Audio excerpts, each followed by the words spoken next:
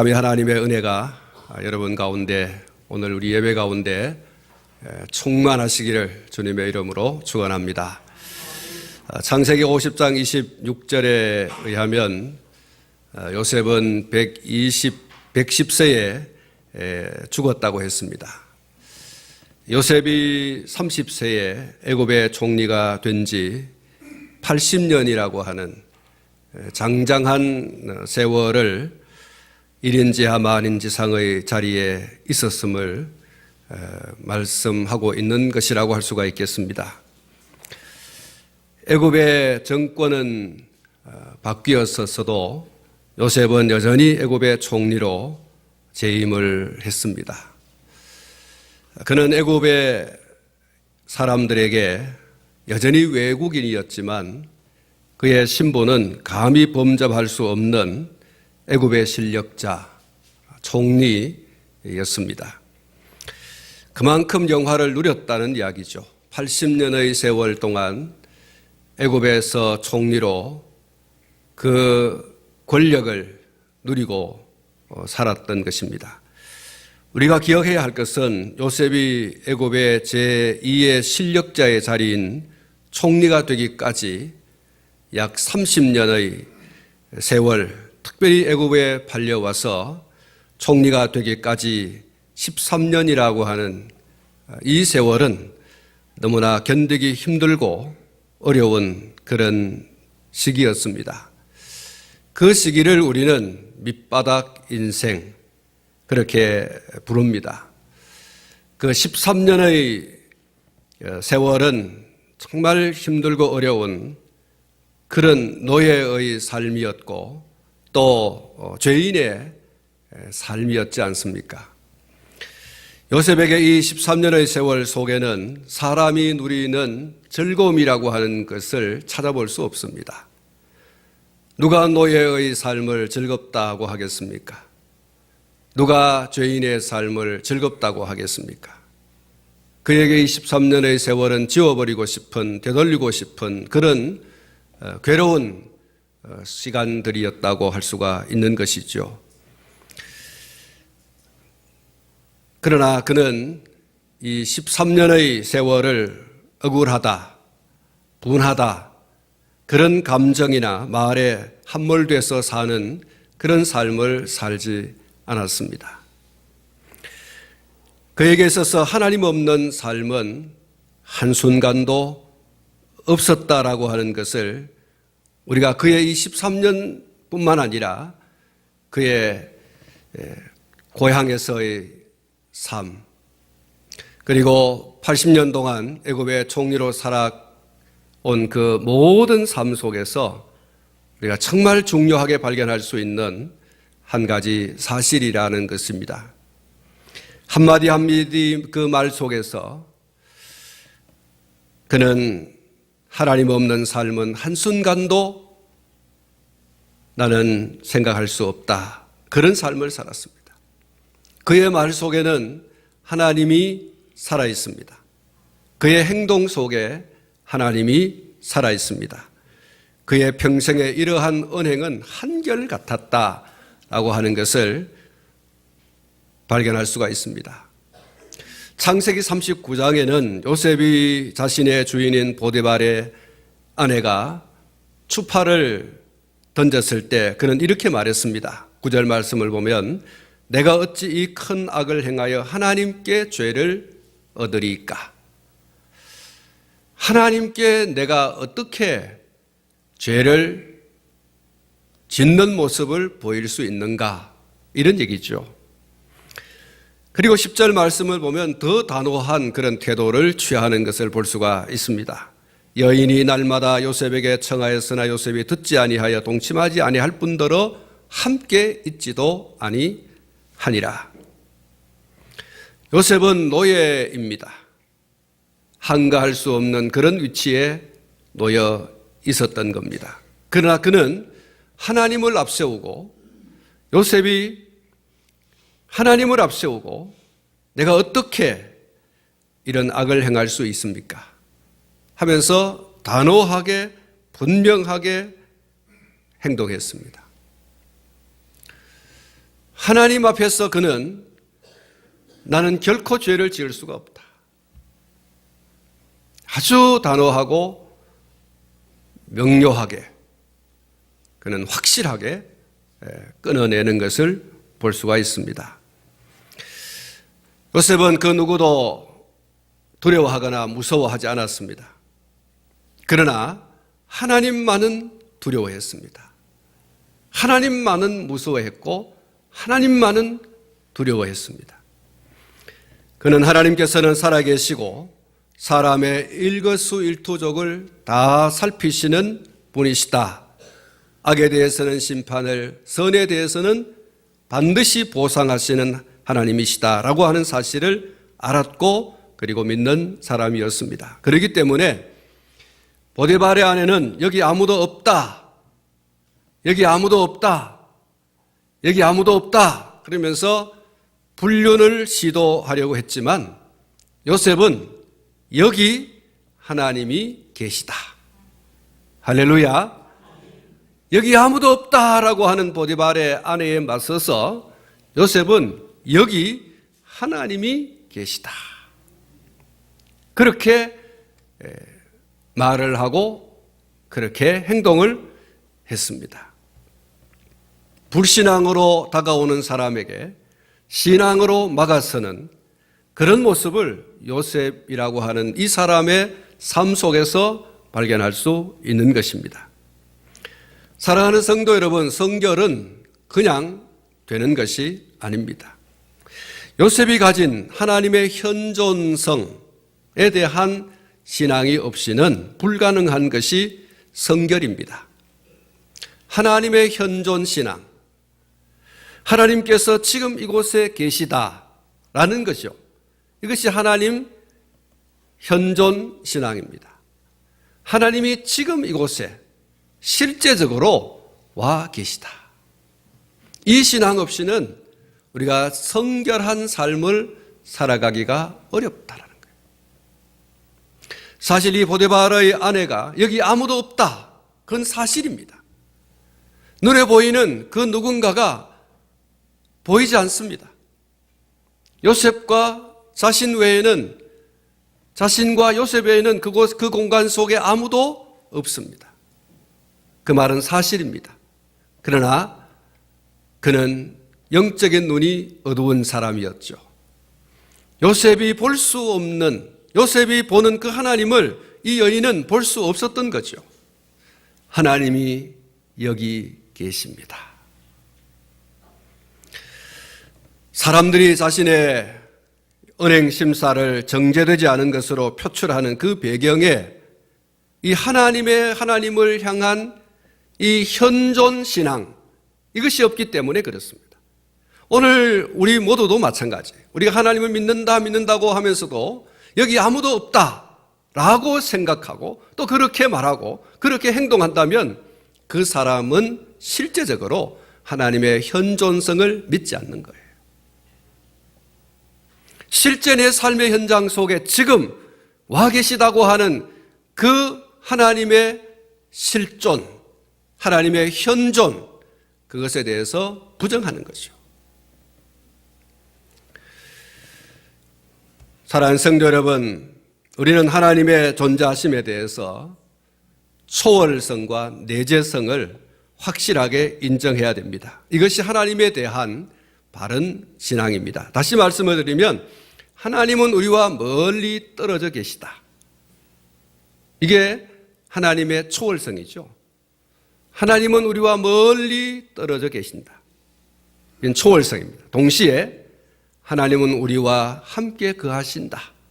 이것이 내재성입니다. 하나님은 우리에게 있어서 그런 분입니다. 멀리 떨어져 계시지만 동시에 우리의 삶의 현장 속에 나와 함께 하시는 분이시다. 여러분, 오늘 저와 여러분들이 이런 글을 본 적이 있을 겁니다. 그리스도는 이 집의 주인이시요 식사 때마다 보이지 않는 손님이요 모든 대화에 말없이 듣는 이시라. 만약 우리가 이런 하나님의 내재성에 대한 확실한 신앙과 이해와 고백을 하고 있다면 우리는 우리의 은행 심사를 지금까지와는 훨씬 다르게 할 것입니다.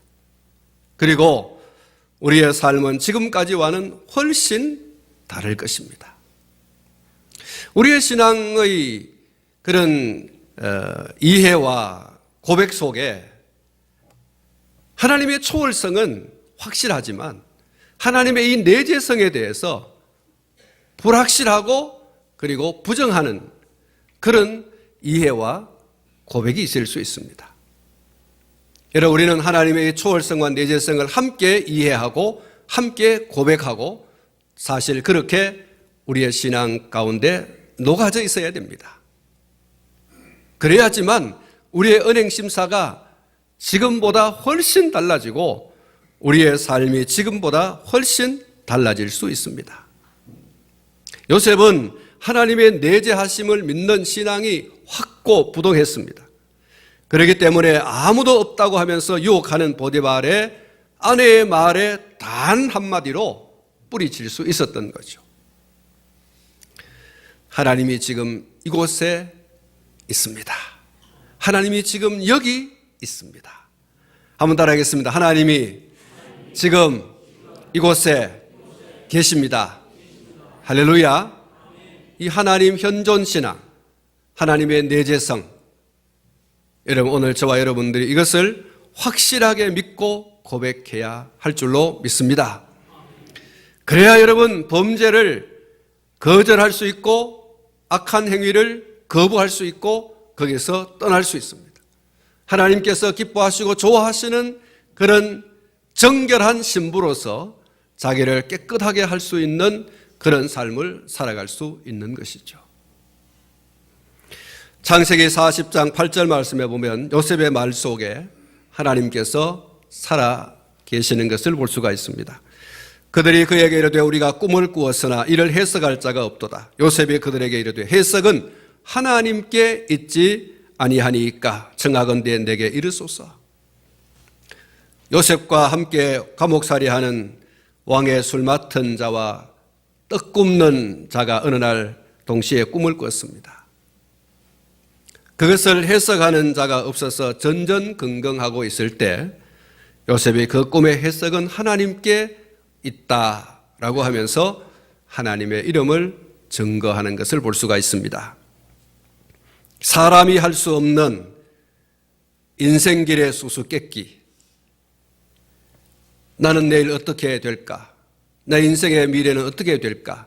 그 인생길에 대한 수수께끼, 그 답은 하나님만 알고 계시는 줄로 믿습니다. 두 사람이 꿈을 꿨어요. 그것은 그 사람들의 미래에 관한 것이죠. 그들이 그것이 무엇인지를 알지 못했다 그랬습니다. 전전긍긍하고 있을 때 그 인생의 수수께끼, 당신의 미래에 대한 수수께끼의 답은 하나님께 있습니다. 그렇게 이야기했다는 겁니다.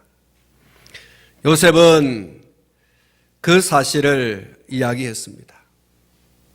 그리고 창세기 41장 말씀을 보면 요셉이 애굽의 총리가 되는 결정적인 사건이 일어나게 되는데 그 사건 속에 요셉이 이야기한 것은 하나님이었습니다.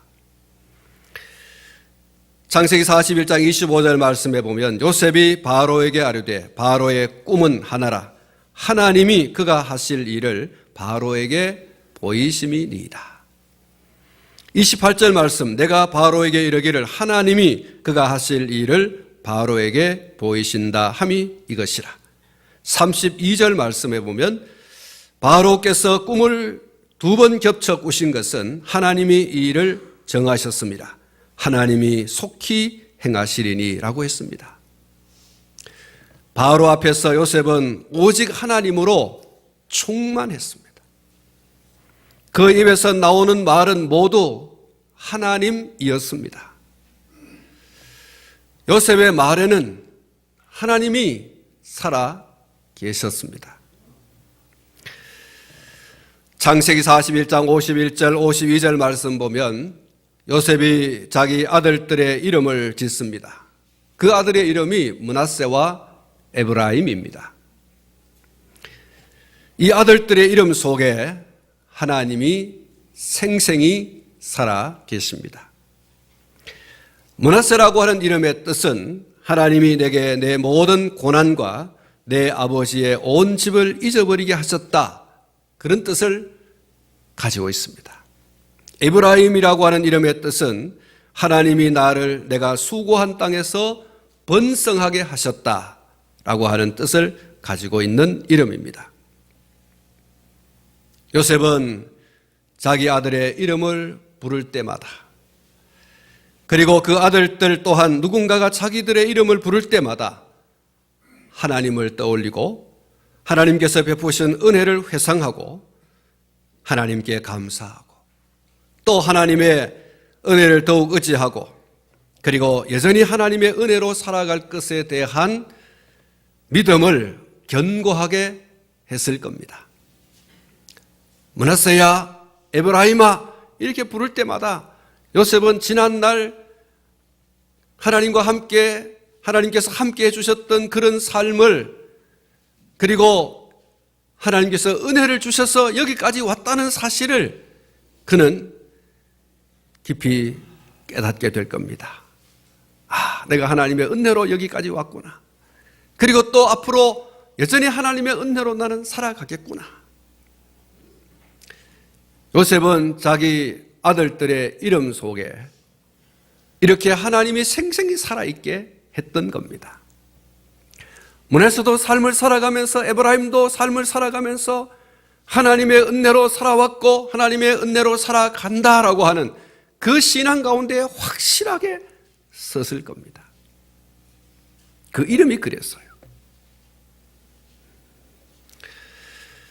창세기 24장 18절 말씀을 보면 요셉의 형제들이 계속되는 가뭄으로 양식이 떨어지게 되자 양식을 구하기 위해서 애굽까지 가게 되어집니다. 그리고 그것에 간 지 사흘 만에 요셉을 만나게 되어집니다.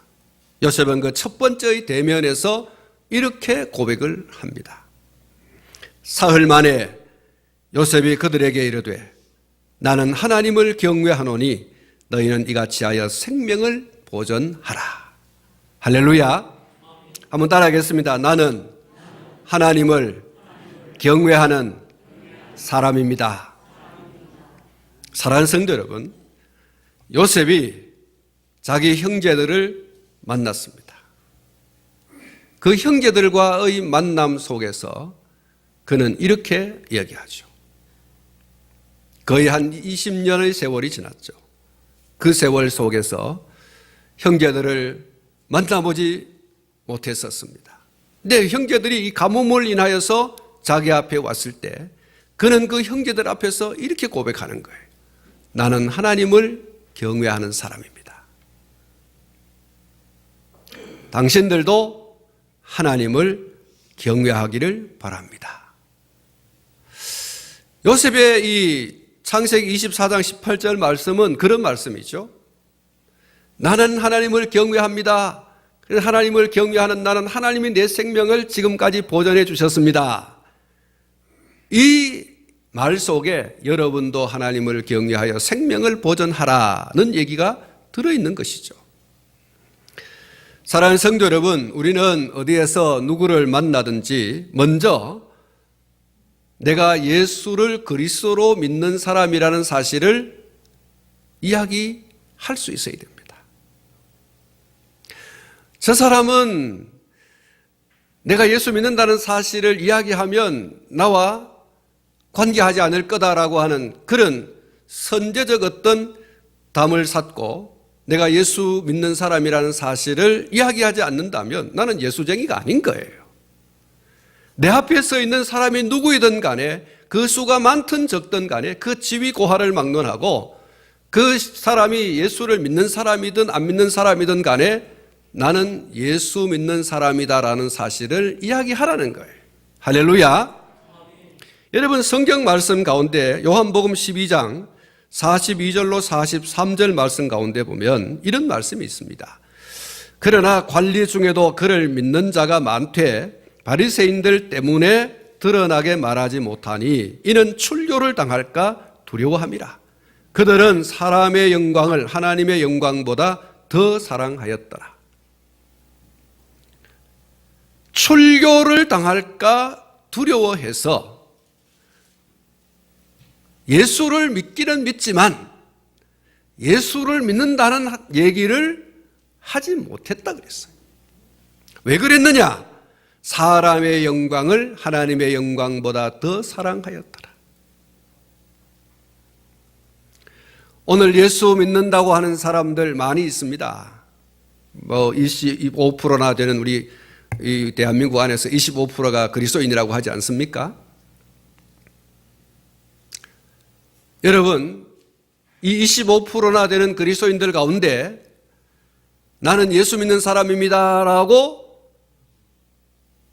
어떤 사람, 어떤 장소에서든 이야기할 수 있는 사람이 과연 몇 프로나 되고 그러지 못할 사람이 몇 프로나 될까?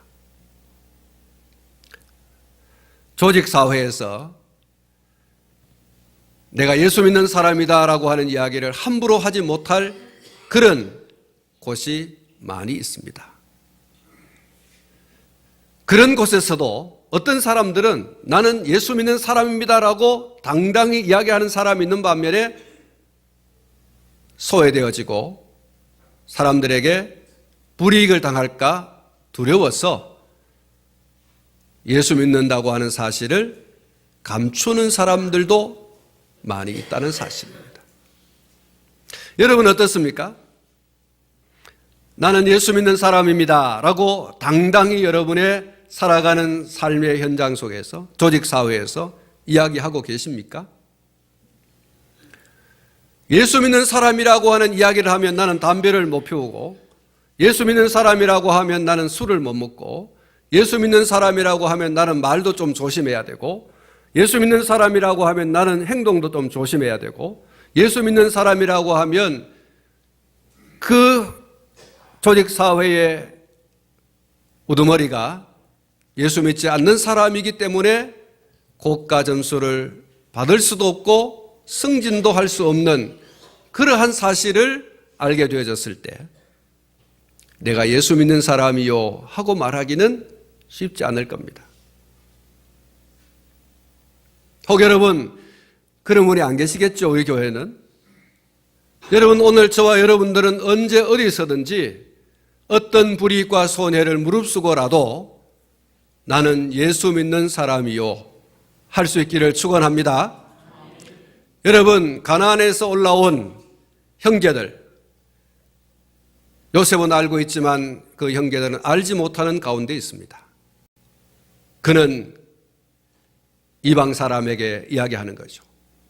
실제적으로는 형제지만 지금은 사실 애굽 사람과 가나안 사람으로 구분되어지는 환경 속에서, 상황 속에서 나는 예수쟁이요, 나는 하나님을 믿는 사람이요 이렇게 얘기했다는 거예요.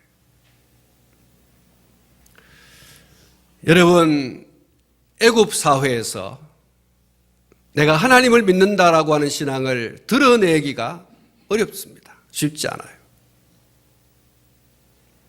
온통 우상으로 도배되어져 있는 그 사회 속에서, 그 민족 사회 속에서 내가 하나님을 믿습니다라고 하는 얘기는 쉽지 않는 거죠. 그런데 요셉은 당당하게 이야기를 하고 있습니다. 예수를 구주로 믿기는 믿는데 그 사실을 분명하게 확실하게 말로 행동으로 나타내 보이지 않는 심약한 그리스도인 아니면 무늬만 그리스도인인 그리스도인이 되어서는 안 될 겁니다. 사랑하는 성도 여러분, 명목상의 그리스도인이 되지 않기를 축원합니다. 우리가 살아가는 삶의 환경과 상황이 어떻게 변하든지 나는 변함없이 나는 예수 그리스도의 사람이다라고 하는 것을 꿋꿋이 이야기하라는 거예요. 그리고 그것을 담대하게 이야기하라는 것입니다. 왜 감춥니까? 왜 속입니까? 왜 그것을 드러내지 못합니까? 출교를 당할까? 추교를 당하면 사람의 영광을 잃어버리죠. 그래서 관원들 가운데 예수를 믿는 사람들이 많이 있었지만, 다시 말하면 관료들 가운데, 공직자들 가운데 예수를 믿는 사람이 많이 있었지만 예수 안 믿는 것처럼 드러냈다는 거예요. 그 조직사회에서 내쫓김을 당할까 했어.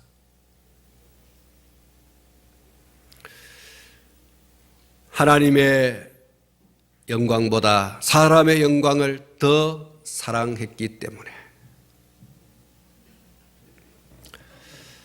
사랑하는 성도 여러분, 언제 어디서나 누구 앞에서든지 자신이 예수의 사람인 것을 당당하게 말할 수 있는 예수님의 사람 되시기를 다시 한 번 더 축원합니다.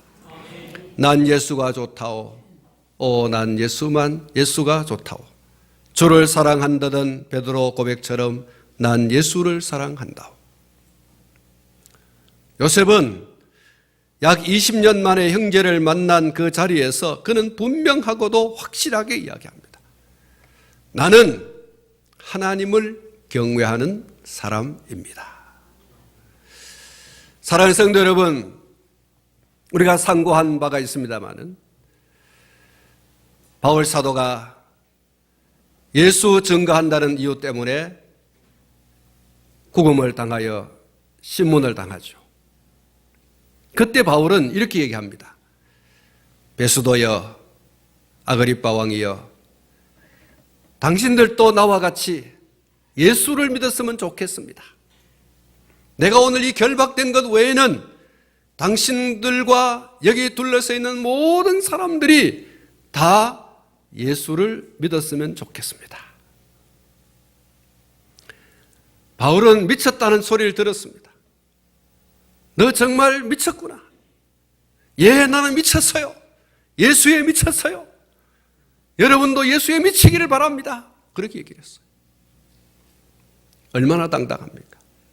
예수 믿는 것 때문에 지금 잡혔고, 예수 믿는 것 때문에 지금 매질을 당하고 언제 풀려날지 모르는 그런 감옥살이를 해야 됨에도 불구하고 그는 당당하게 얘기합니다. 그는 지금 모든 것을 잃어버렸어요. 그가 이전에 누렸던 모든 것을 잃어버렸어요. 그런데 이 사람이 여전히 나는 예수쟁이요 그럽니다. 자기가 예수쟁이일 뿐만 아니라 자기 주변에 있는 모든 사람들, 자기를 신문하는 사람을 포함해서 모든 사람들에게 예수 믿었으면 좋겠습니다. 그렇게 얘기했어요. 난 그것을 하나님께 기도하고 있습니다. 그랬다. 요셉의 이야기는 그런 얘기입니다. 나는 하나님을 경외하는 사람이에요. 그랬어요. 할렐루야. 창세기 45장에 가서 보면 요셉의 말과 행동 속에 하나님께서 생생하게 살아계심의 그 절정을 보게 됩니다. 요셉이 얼마나 하나님과 동행하는 삶을 살았던 사람이었는가 하는 것을 똑똑하게 볼 수가 있는데, 그것은 하나님의 섭리를 믿는 신앙 고백입니다. 창세기 45장 5절부터 8절 말씀은 이렇게 기록하고 있습니다. 당신이 나를 이곳에 팔았다고 해서 근심하지 마소서, 한탄하지 마소서. 하나님이 생명을 구원하시려고 나를 당신들보다 먼저 보내셨나이다. 이 땅에 2년 동안 흉년이 들었으나 아직 5년은 밭갈이도 못하고 추수도 못할지라. 하나님이 큰 구원으로 당신들의 생명을 보존하고 당신들의 후손을 세상에 두시려고 나를 당신들보다 먼저 보내셨나니, 그런즉 나를 이리로 보낸 이는 당신들이 아니요 하나님이시라. 하나님이 나를 바로에게 아버지로 삼으시고 그 온 집의 주로 삼으시며 애굽 온 땅의 통치자로 삼으셨나이다.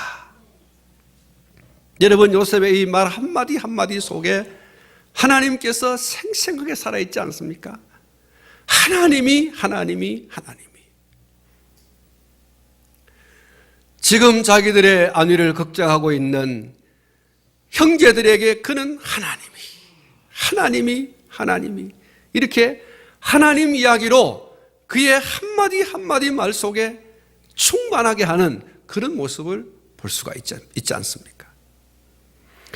창세기 50장 19절에 내가 하나님을 대신하리이까 라고 하는 이 요셉의 말과 임종을 앞둔 그의 유언은 더욱 그가 하나님과 동행한 사람인 것을 증거하고 있습니다. 창세기 50장 24절 25절에 요셉이 그의 형제들에게 이르되 나는 죽을 것이나 하나님이 당신들을 돌보시고 당신들을 이 땅에서 인도하여 내사 아브라함과 이삭과 야곱에게 맹세하신 땅에 이르게 하시리라 하고 요셉이 또 이스라엘 자손에게 맹세시켜 이르기를 하나님이 반드시 당신들을 돌보시리니 당신들은 여기서 내 해골을 메고 올라가겠다 하라 하였더라. 할렐루야.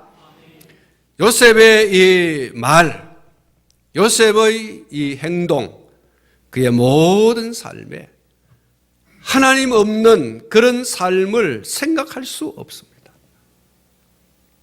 요셉은 하나님 없는 내 삶은 없다는 거예요.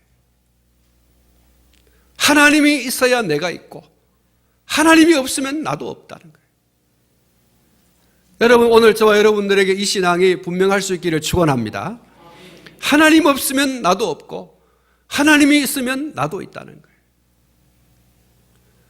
요셉은 내 인생 속에 하나님 없는 그런 삶을 도무지 나는 생각할 수 없다. 그것이 그의 말 속에 행동 속에 고스란히 녹여 있습니다. 사랑하는 성도 여러분, 여러분의 그 말 속에 행동 속에 하나님이 정말 살아계십니까? 우리가 살아가는, 여러분이 살아가는 그 삶 속에 하나님 없이는 아무것도 할 수 없는, 하나님을 빼버리면 아무것도 연결되어지지 않는 그런 삶을 살아가고 있습니까? 요셉은 그런 사람이었습니다. 요셉이 30세에 애굽의 총리가 된 것도 총리가 된 이후에 80년이라고 하는 세월 동안 그 영화를 누리게 된 것 결코 우연이 아닙니다. 그의 말과 행동 속에 배어있는 하나님과 함께 동행한다고 하는 그 순전한 신앙의 결과이죠. 그 순전한 신앙의 결과. 그것이 애굽의 총리가 되고 총리가 되어서 80년의 세월 동안 재임하는, 영화를 누리는 그러한 삶을 살아갈 수 있게 되어진 거죠. 주와 같이 길 가는 것 즐거운 일 아닌가? 우리 주님 걸어가신 발자취를 밟겠네. 한 걸음 한 걸음 주 예수와 함께 날마다 날마다 우리는 걷겠네. 사랑하는 성도 여러분, 인생의 밑바닥을 두려워하지 마시기 바랍니다. 인생의 밑바닥.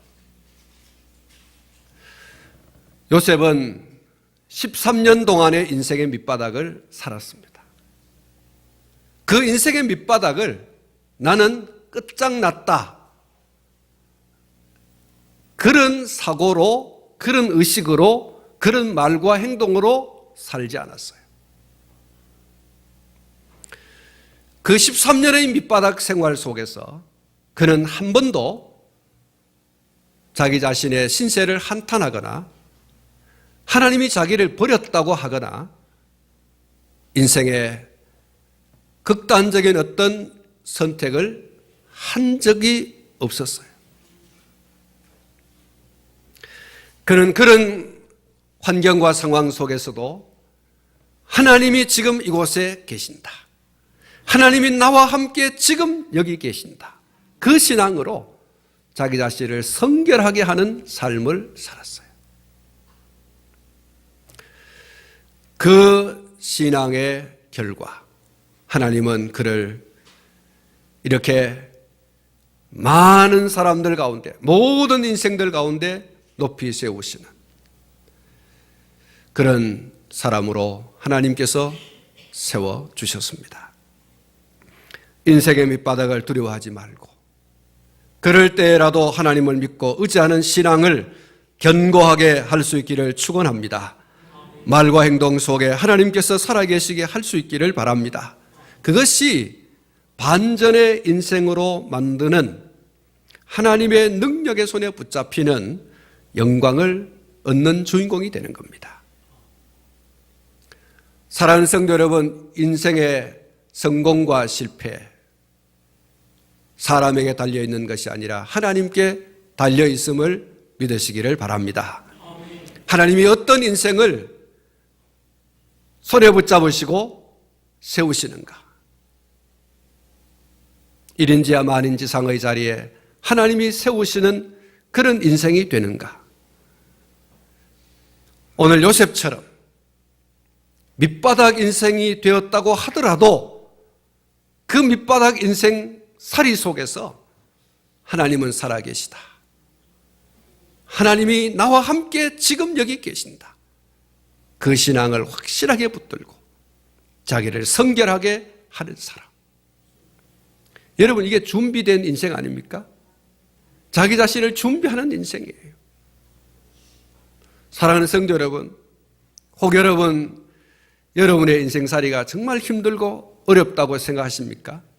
여러분이 생각할 때 나는 인생의 밑바닥을 지금 살고 있다라고 생각하시는 분이 계십니까?